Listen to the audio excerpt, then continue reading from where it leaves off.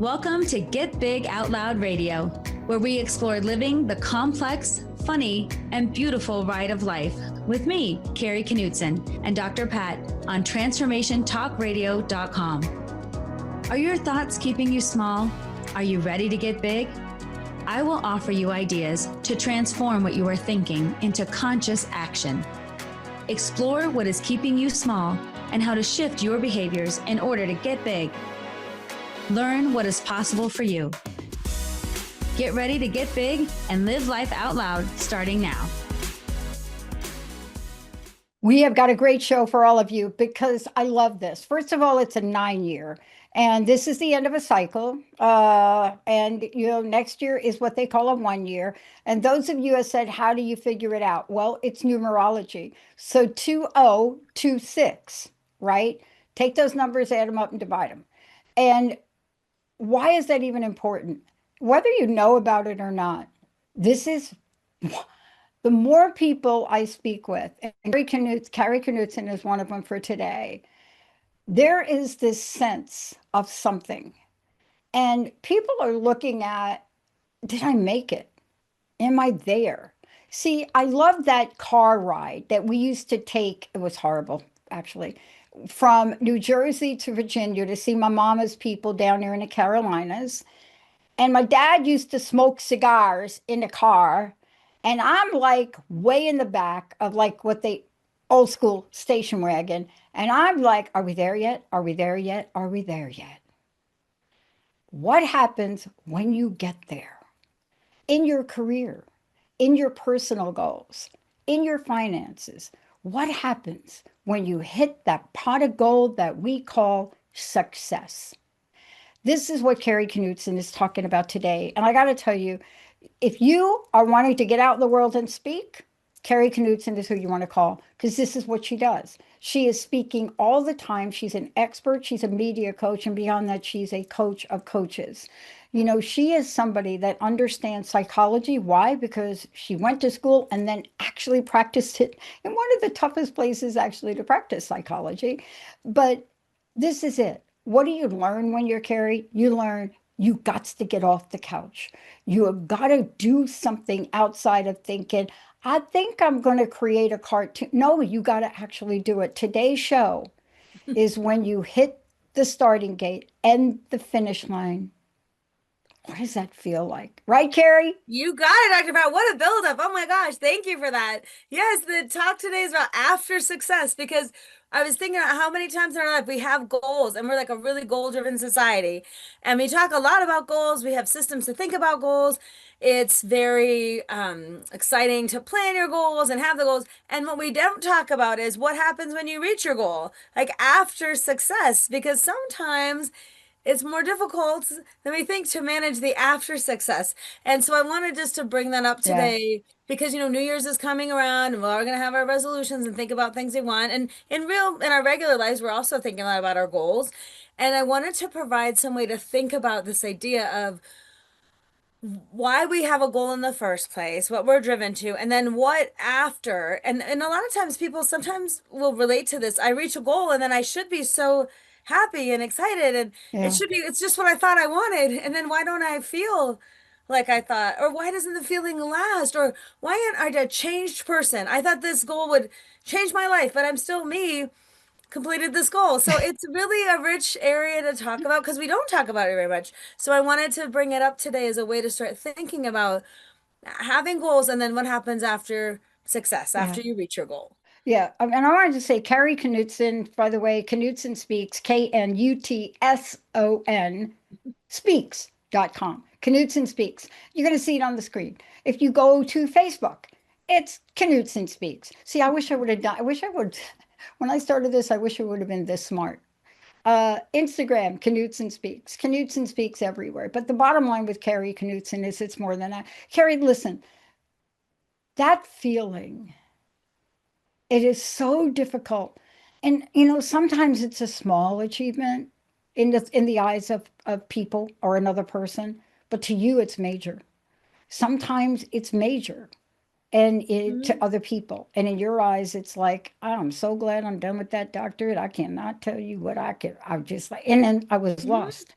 So where do we start with this? Because disappointed, unmotivated. I was so depressed when I finished school and the postdoctorate.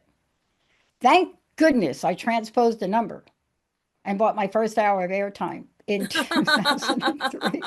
Right? See, fate had other plans for you. But okay, this you're bringing up a good example, right? A lot of times when we think, okay, especially let's say education in our society, driven to get a good education, high school, college, grad school, in your case, PhD, right? Like going through the entire kind of gamut of educational experiences. And then it is very common for people to be so driven um for the goal, because in our society it's like, great, look how much education you have. It's connected with, oh, look at that person is smart, oh, that person is right, has drive, that person is dedicated, that person has wisdom, or whatever we think when we think someone has a degree. And then for the person doing the degree, not only does society say, hey, good job, right, and elevate you, but you doing the degree, like, I have structure, I have goals. Yeah. I know what I'm supposed to do when. I have a clear path ahead of me. Like anyone who wanted to get their undergrad, master's, or PhD, it's pretty clear. It's not like like the road is kind of laid out for you in terms of what classes you take when, how advisory works, how what you do for your master's versus your PhD. There's lots of programs that are offered, but pretty much the track, once you get on it, you're on the track. And then you're so fully invested that it's hard to sometimes imagine, okay, what comes next? Because it's taking all of our time, all of our focus. And I know in my master's program, I was very like focused on the end goal. And sometimes when we just don't have time to think what's next. And then this happened to me too after I finished. I remember this is more for me in undergrad was like, oh my God. I did not think about the day after graduation. I I didn't did either. not, and it came crushing because a lot of times the build up around, look at me achieving my goals, look at me being really active, look at me being busy, look at me focusing on this. And that's important because our brain has to organize around somewhere. But what we leave out of the conversation, I think, is what are you actually chasing when you have this goal of education? Like maybe it's saying, I want this degree, but then we say, what for? Most people say for this job or for this opportunity. But where we don't talk much about is what feeling are you going for? Is it confidence? Is it competence? Is it a feeling is it vindication? If someone said, you'll never do that, and you're like, oh, watch me. And are you chasing the feeling of vindication? Are you chasing status or the feeling of in which I would change to the feeling of importance? I'm important. See, I did something. I'm important now. And so we have to integrate this idea of the goal is the thing that you want to do. But the feeling is I want to feel a certain way of getting there. But we never talk about that. So I when we know. get to the end, we're like, look, I got my piece of paper. I got my diploma and I got the thing. And then I had the feeling maybe of accomplishment. But what if it was fleeting? Because then tomorrow I have achieved this goal. And now if my feeling of achievement and the diploma I can't hold that feeling forever, right? The diploma is Yeah. the proof, the feeling, I achieved it. But what if in my life I don't feel like solid in the fact that I have like who I am, like my identity might be so wrapped up in the degree that I forgot who I am as a person, that have worthiness, whether or not I have that degree. It's a nice thing to get, but it doesn't make me worthy. It doesn't give me value. And sometimes we conflate the two things. My achievement is my value, or the feeling of the thing should just sustain me now, or now I should be different. I've achieved all this. I've worked so hard. Make me different. Because there's a core thing that most of us want to, in some way, be different than who we are. Help me change to be something else. This achievement will make it, different. And so I want us to be able to think about as we set our goals, wouldn't it be nice if we talked about what is the feeling that I'm chasing when I'm chasing this goal? Yeah. And then what's the scaffolding that helped me achieve it? So then when I'm done achieving it, I can look back at the feeling and the scaffolding of it. What would help me now as I go between what I did and what's next? So I'm not depressed, lost, or like what you said, like overwhelmed, or like for me after college, and I'm like, how could I have not thought about the day after graduation? Like, so those are the things I want to talk about today because I think at the core, we take these motivating ideas to have our goals, and because we don't talk about what next, it almost feels like the high high Yeah. and the low low Yeah. of goals. Yeah. You know, the best book that's anybody ever gave me in my younger years was Power versus Force.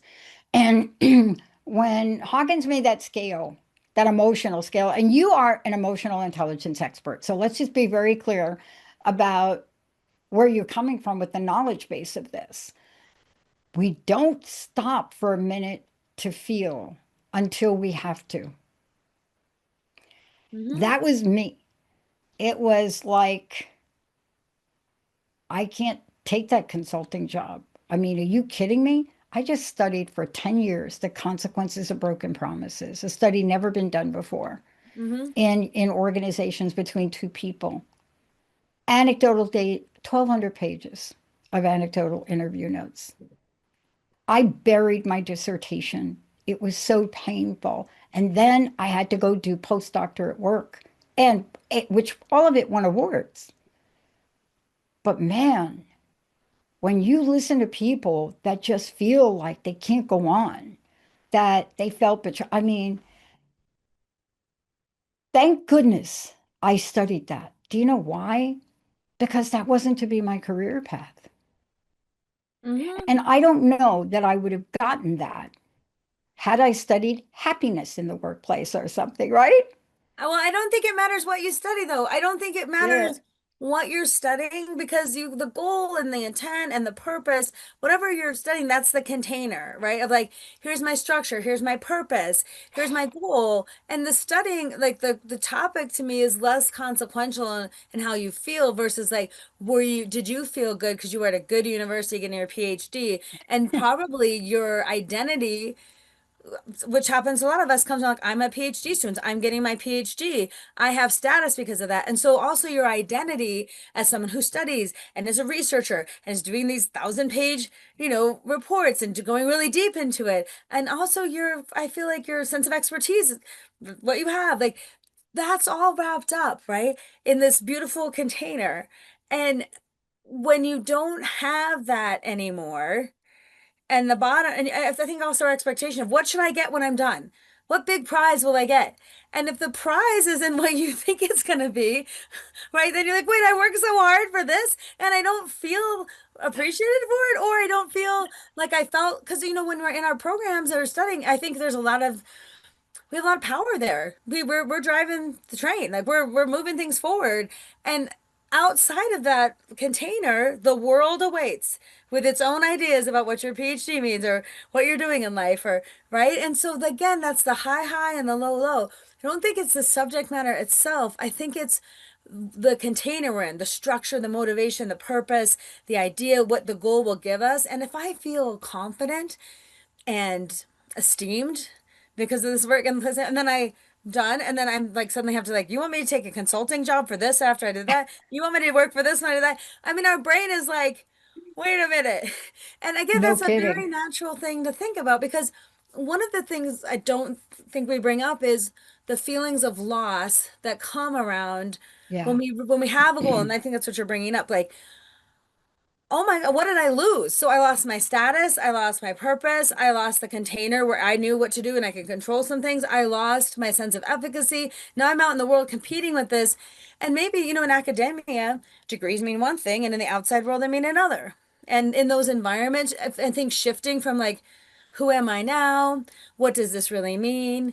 Again, the goal of having that degree really drives a lot of people. And I want to say, no matter what degree it is, I want to say from GED to high school degree to associates to masters to PhD to PsyDs, right, to EDDs to EDSs, a whole It doesn't gamut. matter. It doesn't matter the letters behind your name. I think Yeah. for all of us, we have a different idea of what we can achieve. And part of our identity, I am a person who does this. And similarly, in the opposite way, some people who have imposter syndrome, I can't believe I did it. I mean, no one knows I kind of did okay, but like, I can't believe I'm here. It was probably luck that I got this far. So That's sometimes even me. our That was feelings, totally me, though. yes. Kari, And so, that was me. right. I, And 3 years, nightmare. 3 years. I swear to you, sitting here. Now I've gotten over this. I would wake up every night, and there was one scene. I'm walking up to the stage to get my diploma, and the dean of the school that did not like me rushes up to the stage, rips it from my hand, and says, "You're 3 credits short." Now, if that isn't telling, Oh my gosh. That's not okay. That should have been a little pre-meeting before that big moment. but that's my dream. It didn't actually happen. I Oh, dreamt it. thank For God. 3 years, I dreamt that. And there wasn't anything even close to reality. I mean, my research, I mean, there wasn't, but I dreamt that. Sure. And look at your fears coming up, especially when you're in a sleep state where a lot of our, things get processed, like our biggest fears, and they come out, and look at that dream, like reinforcing, like, should I even be here? Am I good? I won't make it. Exactly. I'll be this close and I won't. And then if you look at your life up to that point, really scraping it together to try, this is going to be a huge achievement. And then what if I don't make it? And can I make it? Am I the person to do this? And my identity, your identity from before the PhD to after the PhD, where you're being shaped, you wanted that as part of who you were. And if someone's going to withhold it, that's like externally, but you internally also, I don't know if I'm the person for this. I don't know if I'm PhD material. I don't know if I'll make it, right? Like, I don't know if anyone knows I'm not supposed to be here. And I'm sliding by anyway. Again, look at the internal and the external things going on, all related to how you feel about it and how you framed it. Yeah. I used to coach people more on careers. And this doesn't have to be a degree. And I just want to say that to you. Remember, people, I'm the one that when you asked me what was the best job you ever had, it was selling hot dogs from a hot dog cart. It was the best job I've ever had to this day. Now I'm a business owner, and this comes with a lot of self-fulfillment, doing good in the world. But selling them hot dogs in New York City on a corner with a lot of people waiting in line and getting to know those people. And there's a loss that happens when things go away. Like one of the things for school, it wasn't just about school. I lost my cohort group. I lost the woman that literally helped me get through it. But it doesn't have to be that. This is so funny. I was talking to a woman not too long ago, and she said, I gotta hire you." I said, "Why?" She said, "Oh my God, I carried my little baby boy for 9 months."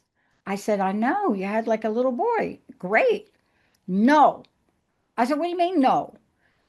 She said, "Look, I love him. I love my baby boy. But why do women go through mostly 9 months where people wait on you, they rub your feet, they bring you pickles?" I'm not saying everybody does that. Just this is this woman, and she said, "Then I have the baby," and it's like no feet rubbing anymore, right? And I said, "Okay, well, let's talk about that a little bit." And I hadn't thought about that. I had not thought about that journey.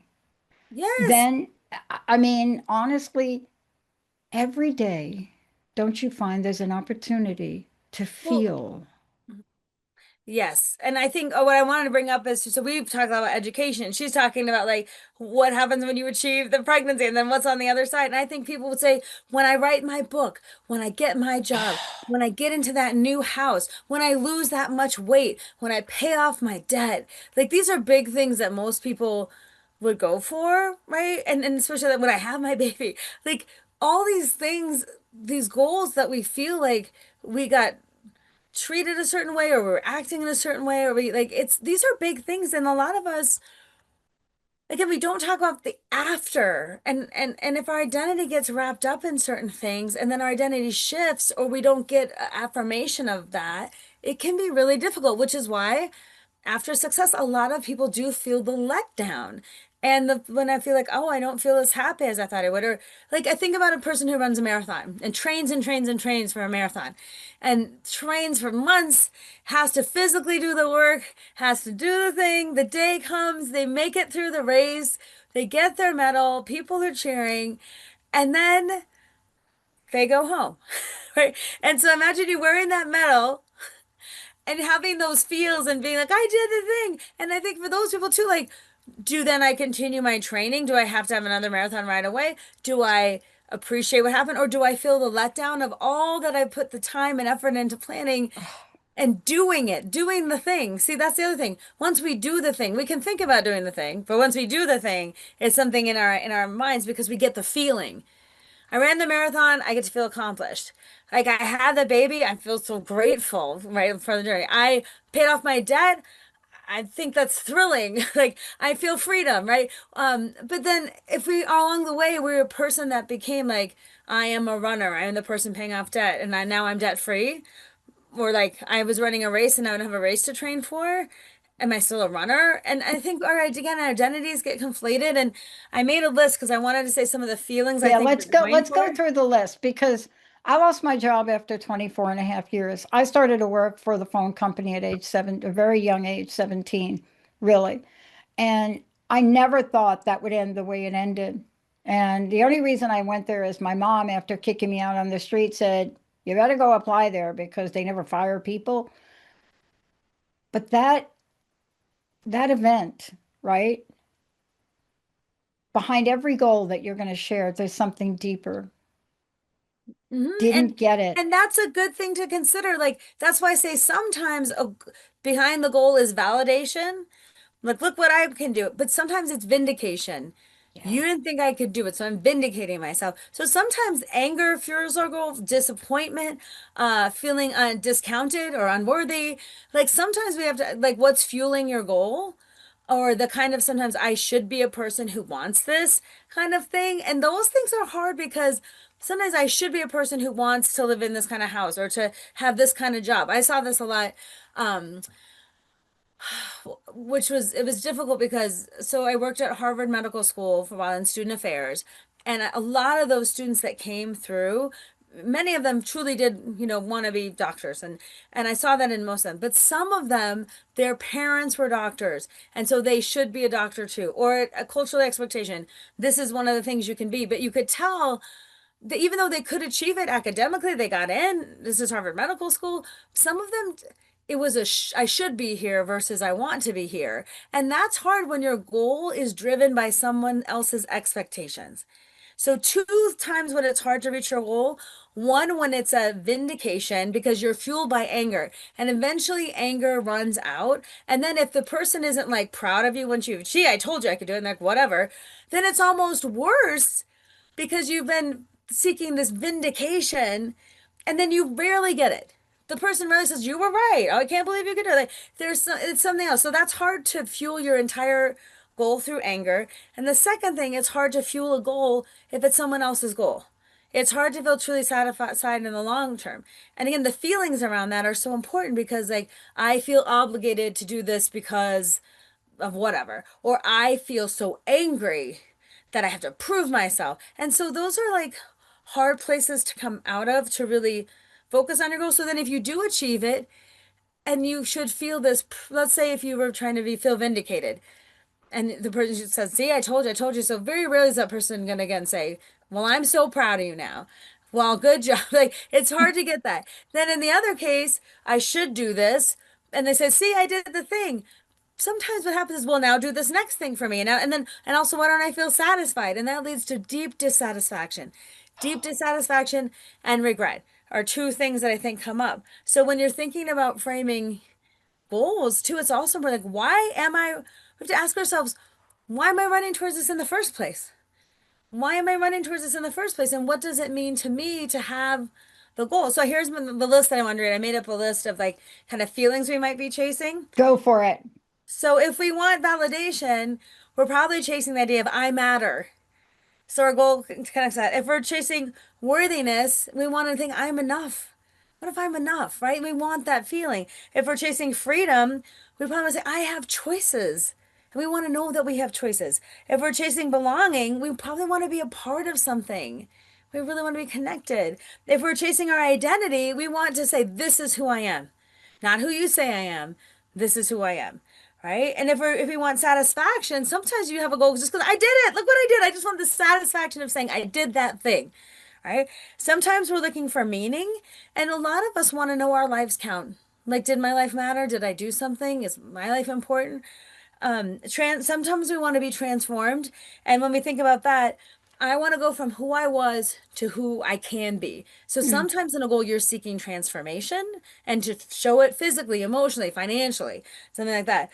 Sometimes we want to be seen. Our goal makes us want to be seen because we want someone to notice us, or we want to have that societal or someone specific to notice us, that whole being seen. And then some, what I talked about before, vindication. I proved them wrong. You don't know who I am. I'm gonna prove. So we're proving something with vindication. So like I just made the list, but the thing is, if you, that I want to make sure is the feeling beneath the goal is the driver. The feelings are the driver. And then if you mistake your achievement and the feeling, like it's sometimes you think like if the achievement is the answer to feeling this way. Instead of like this is part of the scaffolding that's helping me because the feeling is fleeting. You have achieved, you have run the marathon, you've gotten the PhD, you have bought the house, you have the ring, you have the car, you had the baby, you had whatever you think you need to have, you paid off the debt, you hit a certain amount to put into your 401k, whatever the thing, that's when you think, okay, this is the goal that was driving me. Underneath that is the feeling that got you there. And so once you achieve the thing, and then you're like, wait, why can't I hold on to this feeling? Why can't I hold on to this identity or this feeling or this who I was? And also when the scaffolding's gone and the drive of the goal's gone, that's hard because it's a natural thing to say we're gonna fall. It's very natural. But if we don't talk about it when it's happening, we go, oh no, I'm clutching on to it because I had this thing. And that's why I wanted to talk about it today because the post-success fall is natural, but you can't confuse your achievement and like what success means. Like the achievement is not the answer to the question of like, who am I? It's Yeah. part of the journey. And any story you read, especially when you think about the hero's journey, the journey is the point, not the destination. Because sometimes, you have to go climb the mountain, you got to hike back down. You do the big thing, you come home. You have vacation, you have these experiences, you come back to your who you are. Like any hero's journey, though, is about becoming more of yourself through experiences. So the goals sometimes give us these experiences that help us to grow, but they're not the answer to necessarily the bigger question. Like if I pay off my debt and that goal is done, and I looked to feel like I wanted to feel like I'm free now. So the feeling of freedom, okay, I paid off that debt. I'm not a slave to those bills anymore. And Right. every month I can take, I'm free in that moment. But that freedom, like now that I've achieved it, I'm a person who's debt free. Okay, that means I have freedom.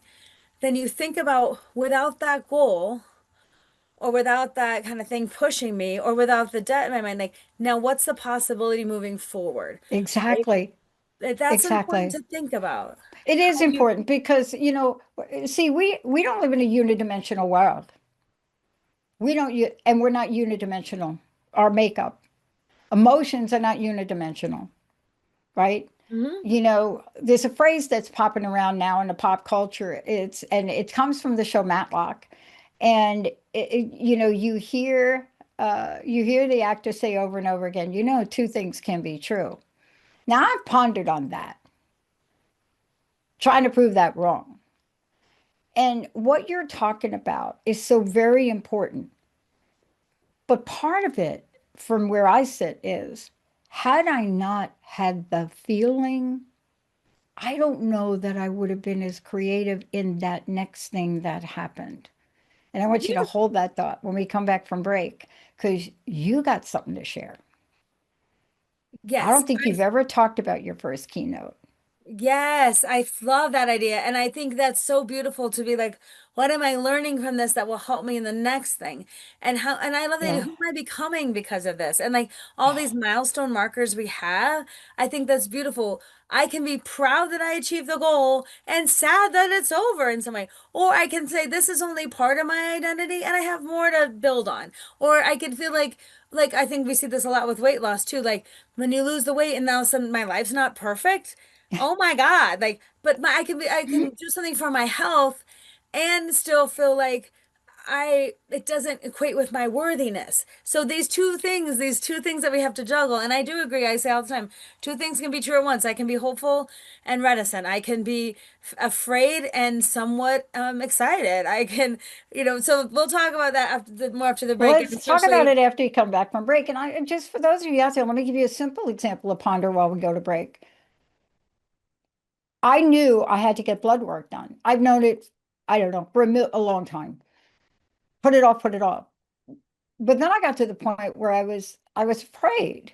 And I said, I've got to get the blood work done, right? So you go from kind of keep my health up, I want to be strong, want to play table tennis, la la la, blood work, good.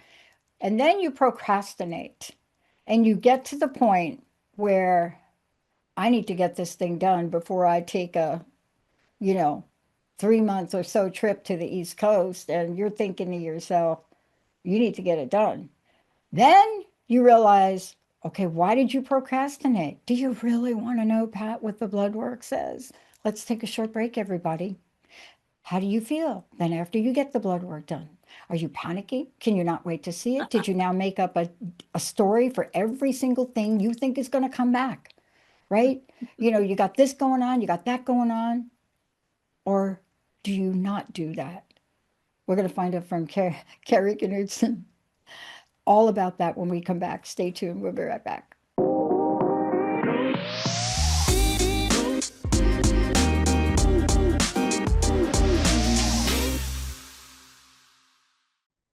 Hey everyone, welcome back. So great to have you here. You are listening to the most amazing show, Get Big Out Loud with Kari Knutson. I say Kari, it almost sounds like Carrie, but it's not, it's Kari Knutson, living the complex, funny, and beautiful ride of life. And this is a powerful show. I'm sure you, Kari, it's popping up in your coaching. It's popping up in a lot of places. This episode is after success. You have a goal, la la la motivating you. There you go. And then you don't, Mhm. or you don't think you do. Before the break, I was just teasing a little bit about the blood work. And people can work with you, they can hire you, especially people that want to speak, because you're going to tell a little speaking story now. They can go to knutsonspeaks.com, Knutson, SON, speaks, put the S.com. But you're going to share a story, and I so relate to this story, right? Firsts are amazing. Like my first bicycle ride or my first blah blah gold medal but you're going to share something you haven't shared in the many years we've been doing this. I have never heard this story. Yeah, so I was thinking about a story that would help understand this after success. And I even have a term for a feeling that I'm going to share with it. But this has to do with the very first time I had my first keynote.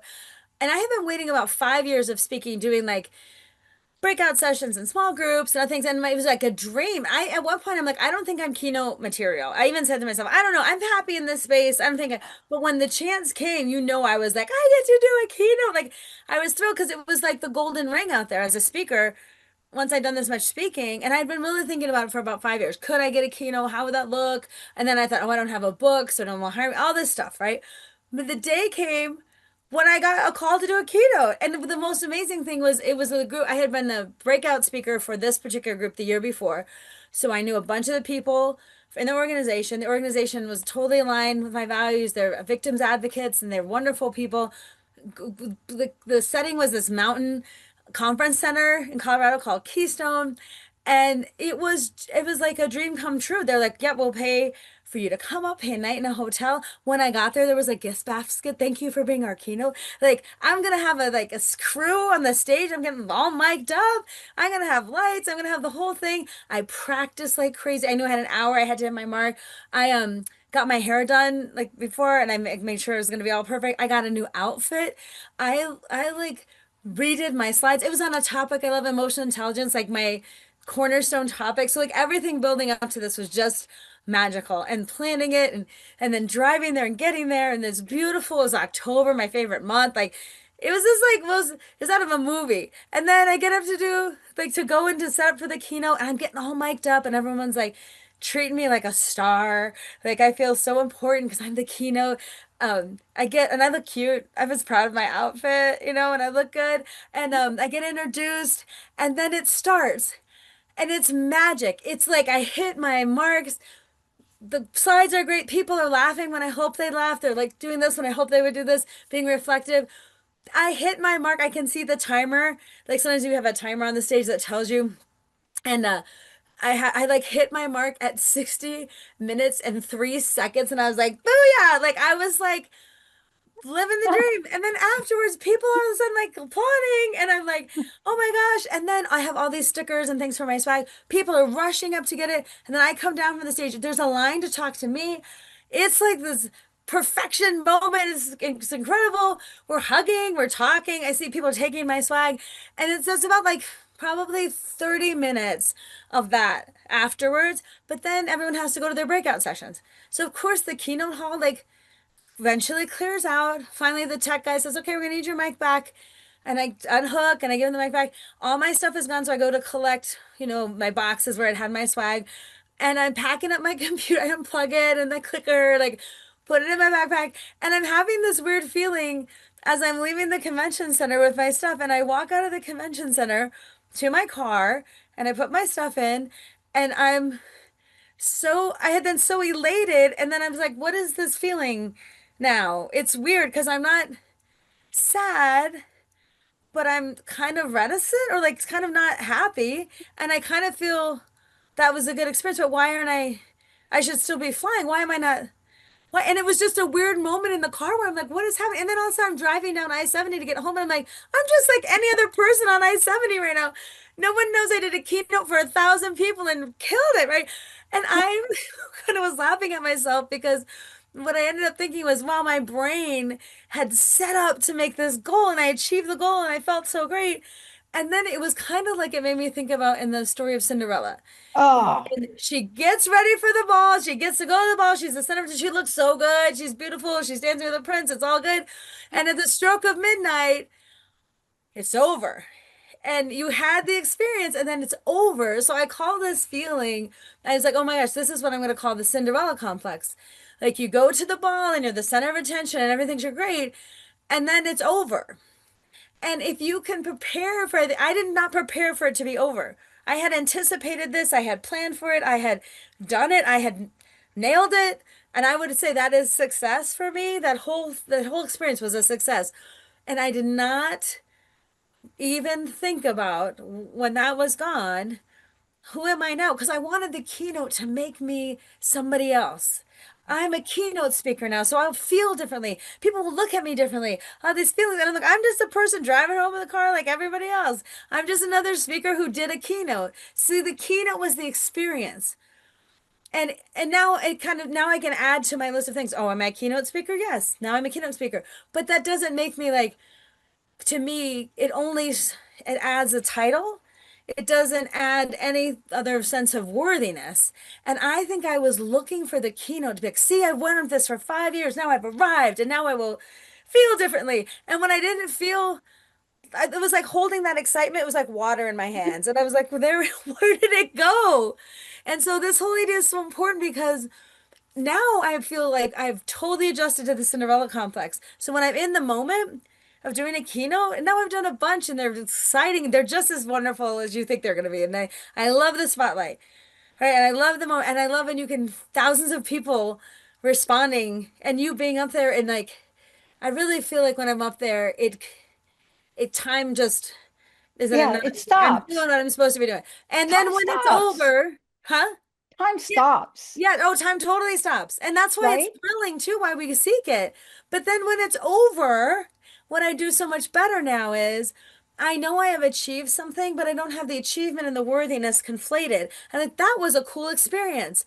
I loved it. It was amazing. And now I'm doing this experience. So like I'm able to, I don't like put all of my worthiness in that bucket or my achievement because I want to do a bunch more keynotes, and I love doing small groups just as much as I love a keynote to me too, like, or one-on-one coaching. It's not now the keynote isn't the mountain that I'm going to climb and put my flag on top of. It's an experience I have as a speaker, but I had to reframe it because it didn't give me anything other than the ability to say, I know how to prep, plan, and rock a keynote.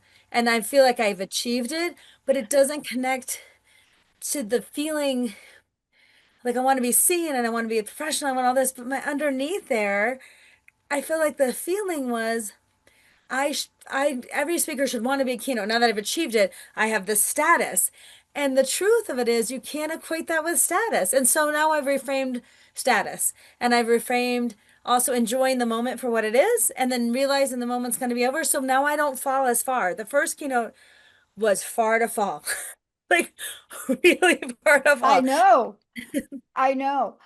But you know what you're talking about is helping people understand how the cycle works because it is a cycle. And if you're not aware of the cycle, I don't know about you, but for me, I didn't understand cycles. I learned spiritual nature of cycles in the desert with Sidonia Cahill. And that I didn't never wanted that to be over. Mhm. I was like, what now? Yes, what now? Which is What so when you reach your goal, that's the now? thing. What now? And we don't ask ourselves, when I reach the goal, if we could even envision, that's so beautiful, Dr. Pat. Like, if we could even say to ourselves, when I reach the goal and envision ourselves reaching the goal, and then we say, what now? What now? Sometimes the answer to what now, though, is appreciate what you did, take some time to just be, because sometimes what we'll do is what now? Make another goal, make it bigger, make it further, make it more, do whatever. And the space in between the goal and what now, we do not do a good job of saying, maybe I just appreciate the moment. Maybe I'm not going to set another goal right. Maybe what now is saying like, damn, I'm going to take a hot second and just be with this, and I don't have to be like in our society we're like so goal driven that sometimes we don't appreciate it. And what I think happens is goals lose their meaning if we can't stop and appreciate what we've done. It's just like if you're ever in a work environment where you have a project and you complete it and they're like, okay, time for the next project. And you never stop and be like, high five, everyone, or good job, or like, let's talk about what this meant to us. Like, if you don't process it and you just keep going, the goals lose their meaning because it's always like, what's next? And sometimes stopping and saying, what's next is a celebration of what I achieved. What's next is some time for rest. What's next is some time to contemplate before I make another goal. What's next is appreciating the specialness of the moment and being happy with that moment without having to then to top the next moment, which is sometimes what happens with goals. Like we have to top it now. We have to make it even better and say like, could this be like, let's say I only did that one keynote. Let's say I only did one keynote. And it was to my wonderful friends at Kova, who I love so much, who gave me that opportunity, had the best experience ever. That experience is still what it is. It's still what it is. And it just can exist in its own place. And even if I didn't do another keynote after that, I can still say I'm a keynote speaker and I can still have that experiences and I can still appreciate it. What happens is it will get depreciated if I'm like, I had to do 7 more chemotes to prove that I could still do it. Or I had to do this, or how many people? Was it for 1,000 or 5,000 or 800 or 500? What is it? The number of people? Is it how many I do? And see, again, we get conflated in what it is. That experience was singular. And when you can look at those things as like, this was a singular experience. What did I get from it? Who am I am now? What drivers were there? What scaffolding was great for me, and what do I want to keep maybe in the scaffolding to my next goal or in my life. Also, can I remember not to conflate my worthiness with the work that I'm doing, and can I make Mm, sure that my worthiness stays stable throughout everything and not conflate it with my achievements yeah. or what I've accomplished. So again, those things are important. If you can think about it beforehand when you get to the goal, to me it's that much sweeter because you can appreciate every moment for what it is without having to be like, what's next? What's next? You know, people ask me that all the time. They've been asking me since that wrong phone number for 23 years all the time. And this is not a venture I started thinking about a goal. I didn't. It was so far off the beaten path for me to pay a lot of money, millions of dollars for airtime, okay, without a real goal. Like without the goal you're talking about. Like I'm doing this because of la la la la la. No, I created crust busting and I so loved it.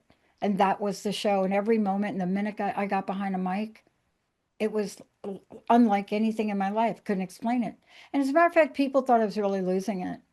They thought they really did. They thought, what are you kidding me? You turned down like a $250,000 job. And what are you doing? You Mm-hmm. crust what? To this day, I still get asked, what's next?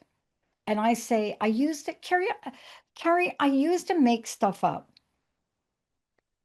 Sure, because you need an answer. You feel pressure. What do you want me to say? I'll say it. Then let's move on, right? Like, and you should have an answer in our society. And now I say, fasten your seatbelt because I'm enjoying the ride. And I don't need to know what's next because I'm guided. And so far, that's really worked for me. I'm in the middle of a major, major life change right now. And I'm Mm-hmm. excited about it because I know my why about it. Mm-hmm. And it's part of my journey. See, I'm not looking for an outcome. You know, I packed up my stuff, putting them in storage. I'm going to go back to the East Coast with Linda and in New Jersey. And and because it's my turn to help my best friend. And so together we're going to figure out what's next. See, we don't know. And, you know, she's been here for a while, going back to her home. She has to figure out, do I want to be here? To be in the space of not knowing is very easy for somebody like me. People say it's in my chart. But my best friend is a triple Virgo, and she is carrying the not knowing space. You know, you're laughing because you know Linda, but she is carrying this space so well, so well. And it's exciting. Now, why am I able to do that? Because that wrong phone number turned into a company, and I have a great team of people. And between Oliver, Jessica, myself, Linda, we've created technology that allows all of us to run television from our home studios. Mm-hmm. Mm-hmm. And one day, I did an interview with Bob Parsons, the founder of GoDaddy. I encourage you all to listen to that interview. You'll find some amazing things about this man that started GoDaddy. He sold it, so he's no longer GoDaddy Bob Parsons. But he talked about his war and he talked about hiring Danica Patrick, the female race car driver, to be the spokesperson. And when he was done, he said, sitting in my living room, getting ready to be a big contract about office space. And it was just the way he described it was a feeling. Even though to the world, I have to say this, why are we getting office space for GoDaddy? Which is, Change the landscape of digital workforce. But to your point, I don't know how we move through the journey with excitement and fulfillment without feeling. Maybe you could bring us full circle and close with that because I have cried in the past month. I have laughed in the past month. I gave away 2 chairs. I'm just giving stuff away. My neighbor's taken my fit gym for me. Jessica took my big blow up RV from the front yard. That was sad. I had a moment of that. My oh, little for the holidays. I my remember that. flying Santa, and then my RV out here. It's okay to be sad, to not know, Mm-hmm. and to be excited, isn't it? Yes, and it is that what's so beautiful about this, what you said right now is the most real, authentic statement I think a person can make. Like I'm making choices in my life right now to support my friend and to move. And I can also, aren't I grateful that I can do my job East Coast, West Coast, anywhere? Aren't I grateful that I have this team of people and that it feels really, I feel supported and we're on the same page and we're in a time of transition in the business. And thank God I have these people to go through that with. And it's hard for me to leave this space. And it's difficult to think about what my life's going to look like now. And I know why I'm doing it, but I still feel like it's hard. And I'm glad people took my stuff, but it's weird that I have to give my stuff away to make this move. Like, see the complexity of our feelings and sitting with the complexity instead of like the duality, right, wrong, good, bad, yes, no, or I shouldn't feel this way.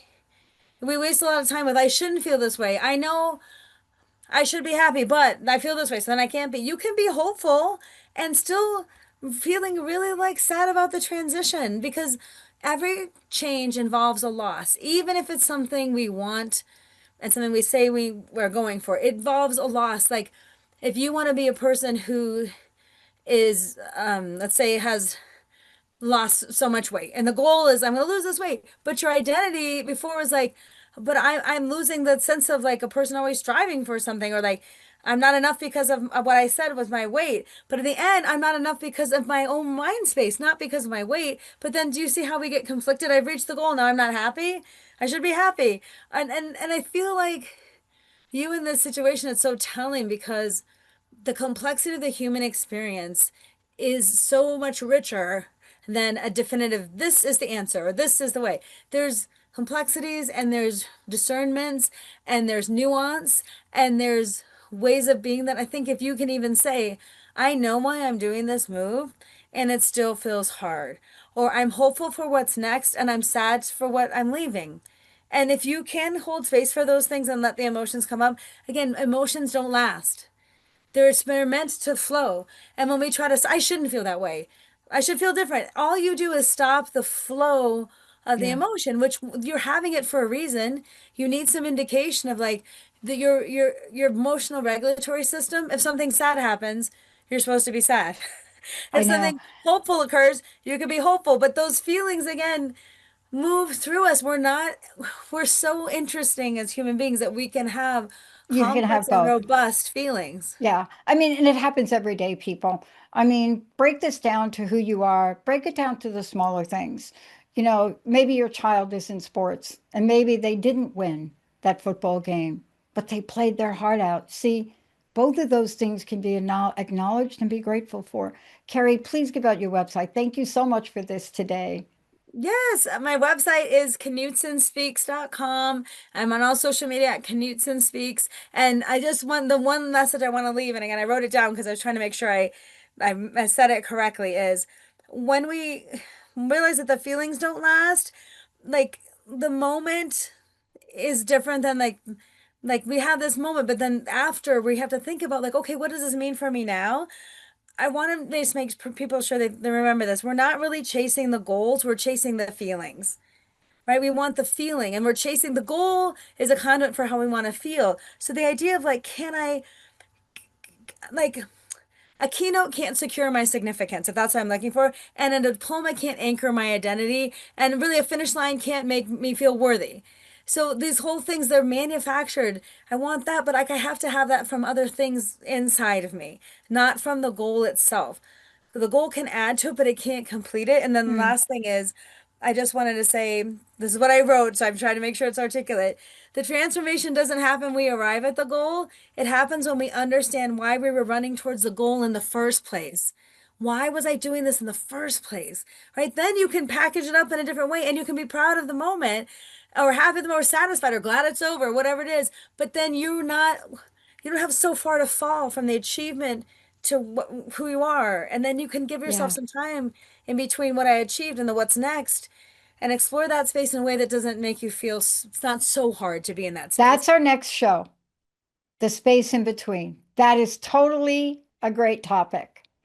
That is Awesome. the hardest thing on the planet for a lot of people. And without it, we can't break the cycle. Kari Knutson, everybody, I'm Dr. Pat. A lot in here, but it's because we've been through a lot, both of us. And we know from listening to all of you, our clients, the people we work with, we know this is something you wanted to hear, and we got lots more coming. We'll see you next time. You have been listening to Get Big Out Loud Radio, where we explore the complex, funny, and beautiful ride of life with me, Kari Knutson, joining Dr. Pat live every second Monday at 10 a.m. Pacific on TransformationTalkRadio.com. I will help you to know which thoughts are keeping you small in order for you to get big. Get big and live your life out loud. For more information, visit KnutsonSpeaks.com.